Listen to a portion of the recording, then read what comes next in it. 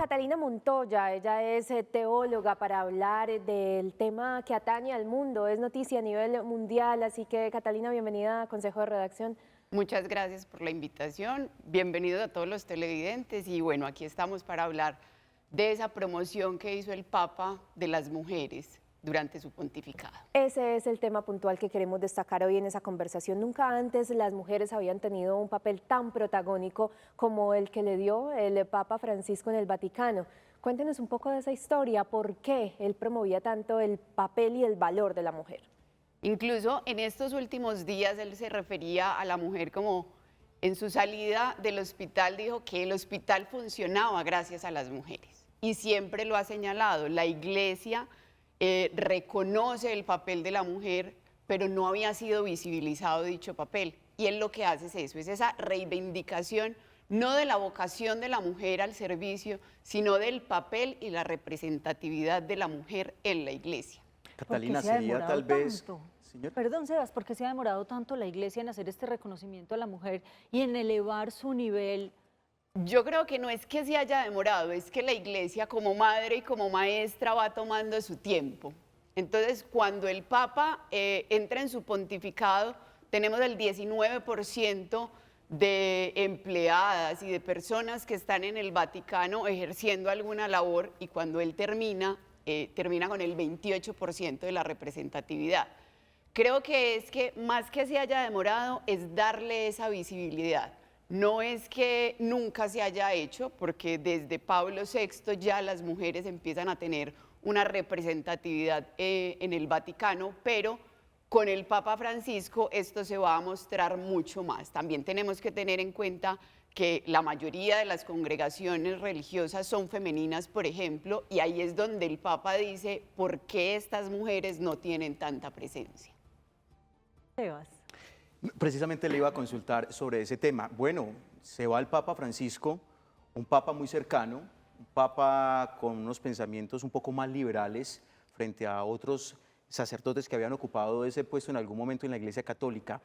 ¿Cómo ve usted el panorama para la elección del nuevo Papa en relación a estos temas sensibles, de minorías? Ahí hacer como una precisión, y es que si nosotros nos ponemos a analizar teológicamente grandes cambios de la doctrina de Francisco no hubo, que fue el evangelio viviente, ¿cierto? Esas minorías fueron las que tuvieron una gran participación, una representatividad y una participación mucho más visible en la Iglesia, incluidas las mujeres. Entonces, ¿cuál es el reto ahora? Ayer justamente empezaron a circular muchas imágenes hechas con inteligencia artificial, donde se decía que nadie podría ocupar los zapatos de Francisco. Cada uno llega y cada uno llega según el espíritu, lo que el espíritu vaya evocando en ese momento para el colegio cardenalicio, y ese va a ser el Papa que el mundo necesita.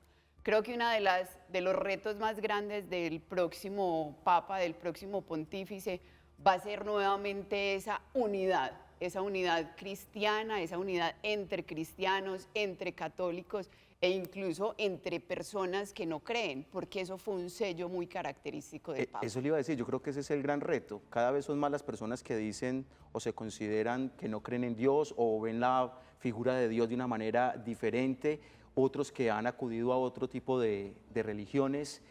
Digamos que es un reto que tiene la Iglesia Católica también en lo que está pasando, el cambio del mundo, incluso la tecnología.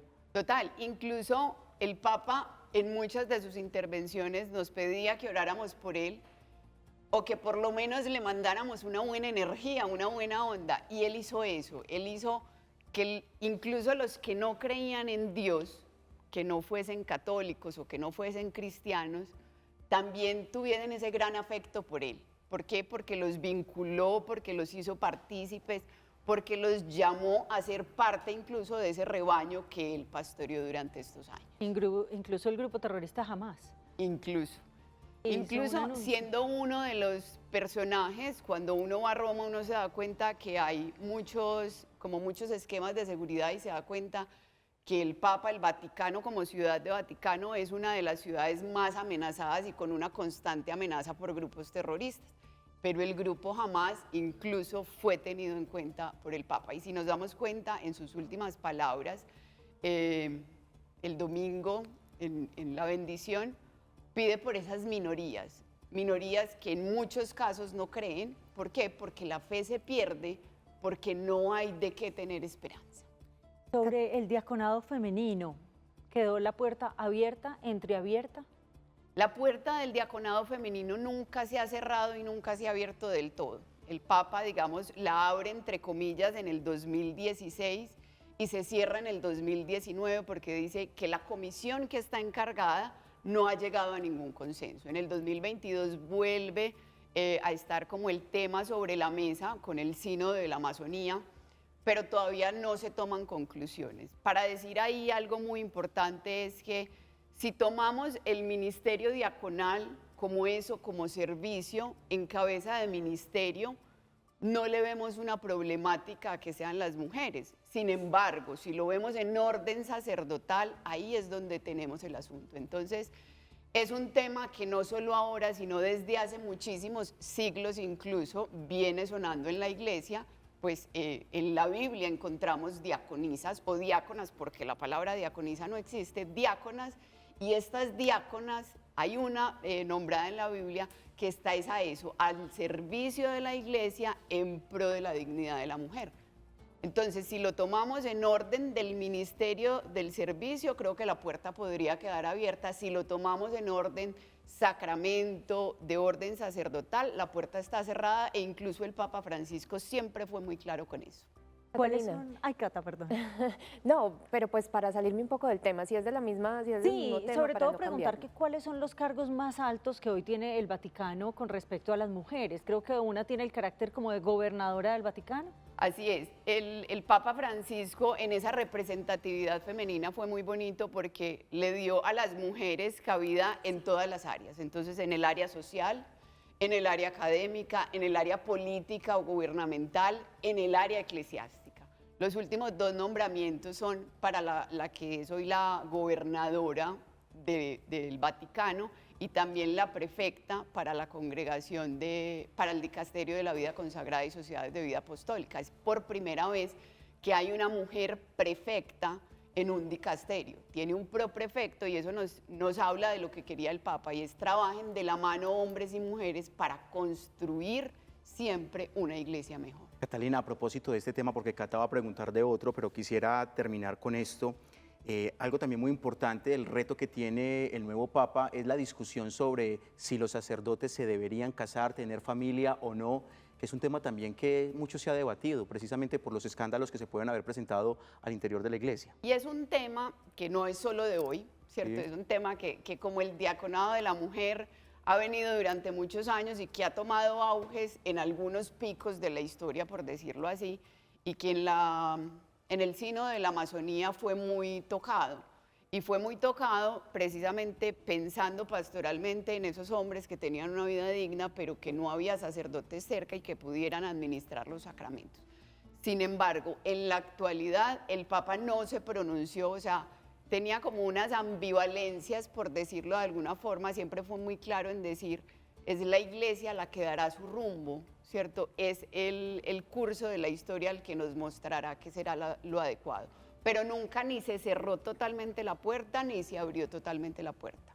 Catalina, situándonos en el hoy y la pregunta que se hacen muchos televidentes, ¿qué sigue? El cónclave está programado más o menos entre el 5 y el 11 de mayo, ¿podría hacerse antes? ¿Cuáles son esos rituales que vienen a continuación, que son muy importantes para conocer quién va a suceder, el Papa Francisco? Bueno, Catalina, te cuento un poquito. Ahora, como ustedes lo mencionaban, pues previo a esta entrevista, está el féretro del Sumo Pontífice en Casa Santa Marta, luego será trasladado hacia la Plaza de San Pedro y por petición misma del Papa, sus restos mortales van a descansar en Santa María la Mayor, sí. en Santa María la Mayor, en la Basílica de Santa María la Mayor. Esto es un signo muy bonito porque él siempre que hacía un viaje lo empezaba ahí y lo terminaba en esa basílica. Para él la figura de María Madre, ¿cierto? Siempre fue muy significativa durante no solo su sacerdocio, episcopado, sino también durante su pontificado. Entonces, él pide eso dentro de su testamento. Luego, el sábado serán las exequias, ¿cierto? Será la misa en San Pedro, trasladado posteriormente a Santa María la Mayor, Y luego viene el tema del cónclave. En el cónclave la elección se dará 3/3 de la votación de los cardenales del colegio cardenalicio con derecho a voto. Debe ser 3/3. Si pasa como Votos. No, es como, bueno, sí, como 91 votos. 91 votos más o 91 menos. votos de 252 cardenales, solo 135 pueden votar. Pueden votar, esa es la diferencia. Hay unos que votan, hay unos incluso que son papables y otros que no son papables. Y se hacen varias rondas de votación. El primer día solo se hace una y a partir del segundo día se pueden hacer 4 votaciones durante el día hasta que sea la mayoría. Si llega más o menos la sesión 12 y no se ha llegado a un consenso, entonces simplemente los más votados son por los que se vuelve a votar hasta que se tenga ese consenso y veamos el humo blanco. Y ya para terminar, una respuesta muy corta. Primer papa latinoamericano. ¿Nos vamos a demorar mucho en volver a tener un papa de esta región? Sería una respuesta irresponsable de mi parte dártela porque yo no mando en el espíritu. En este momento, entre y él las es el opciones, y él es el que manda. Hay ¿posibilidades? mexicanos, hay Y mexicanos, ecuatorianos. un ecuatoriano, hay incluso un peruano también que suena.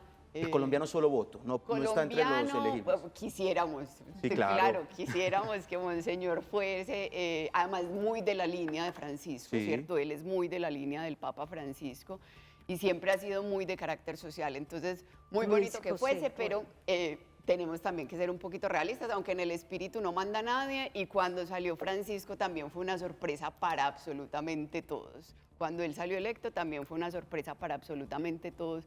Cuando lo vimos salir en ese balcón y vimos un papa por primera vez latinoamericano de ese fin del mundo, como dijo él. Muy bien, Catalina Montoya, teóloga, gracias por estar con nosotros aquí en Consejo de Redacción. Un feliz día. A ustedes muchísimas gracias y a todos los televidentes invitarlos a hacer una oración por el alma del Papa, pero también por esos cardenales que se van a reunir para que el Espíritu los ilumine en esta elección.